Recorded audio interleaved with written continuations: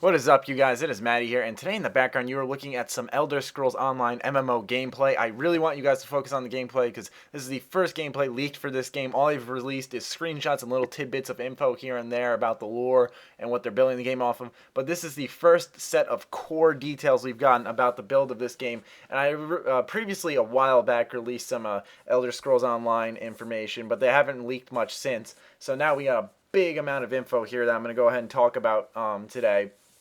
This is all in a developer interview, may I add, but I only showed gameplay. I kind of took away the faces. Anyways, nonetheless, we got a lot of information to talk about in little time.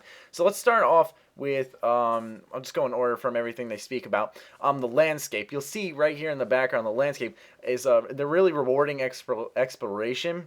With the questing system, and as you can see, the art style is right there, is a perfect example. That is Skyrim. You can tell right off the bat they have not strayed from the art style, which is what I was afraid of, that, you know, since it's going to be an MMO, were they going to really dumb down the graphics and make it look kind of cartoony and whatnot? And no, they didn't. And I really can recognize areas from each individual Elder Scrolls game here. So that's really pleasing to see. The worlds are going to really feel like Elder Scrolls 1, 2, and 3. This is the first Elder Scrolls in all of the history of Elder Scrolls where you can explore all of Tamriel, which is such a cool privilege if you've played them since at least Morrowind. Right here is some real core gameplay of them just running around and whatnot, which goes into the next area of the controls. It's very simple controls. The mouse is to look around. You tap the left click to an attack. It's like a real-time action battle system. I think that's what they said.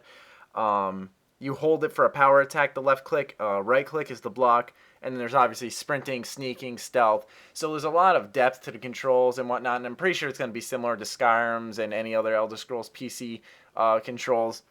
But yeah, that's really good news. Very simple controls. They're not straying, which is what I was always afraid of. And to hear this is very good news for me personally.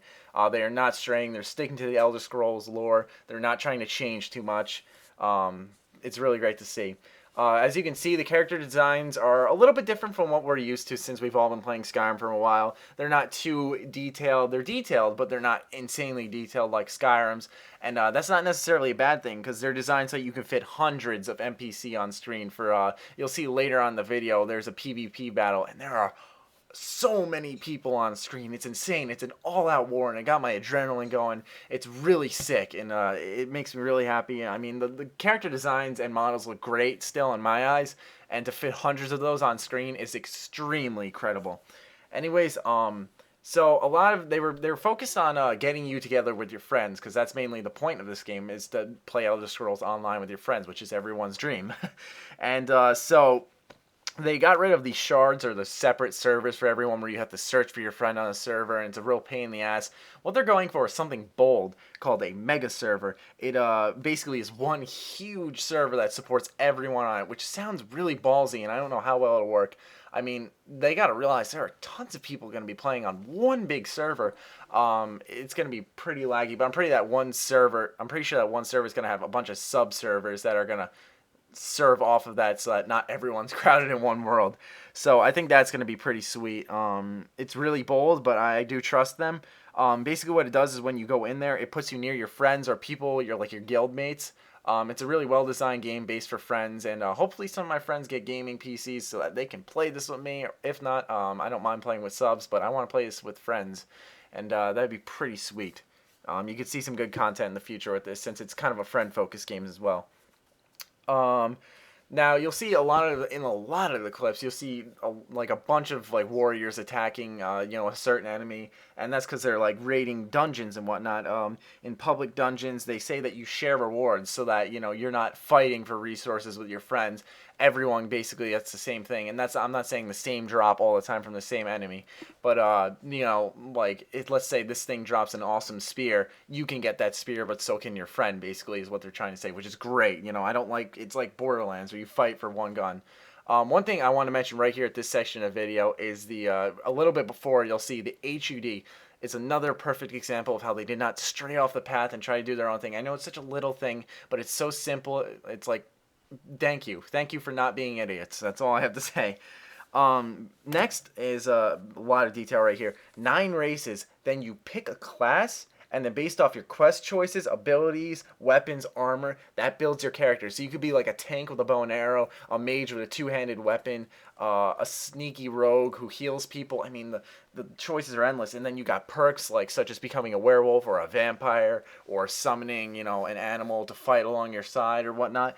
Really in-depth character creation to show that, once you really get into the game and everyone's been playing it for a while, you'll recognize who's who and what kind of character they are. Like, oh, that person's a tank. Oh, that person's a, whatever.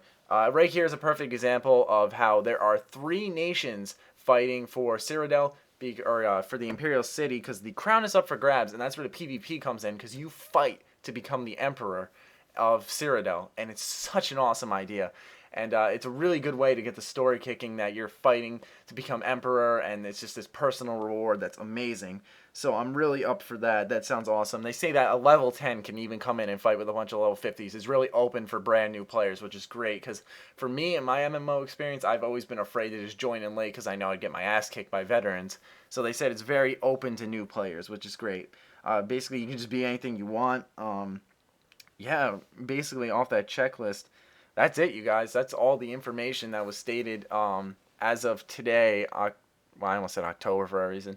November 8th, 2012. I'll have the date in the parentheses, so as we get more updates until the release, more huge updates like this, I can do a big video like this and get you guys all the information right away. But I hope you guys enjoyed the gameplay in the background. I hope you're as excited as I am. I really like the look of this game and the way they're heading.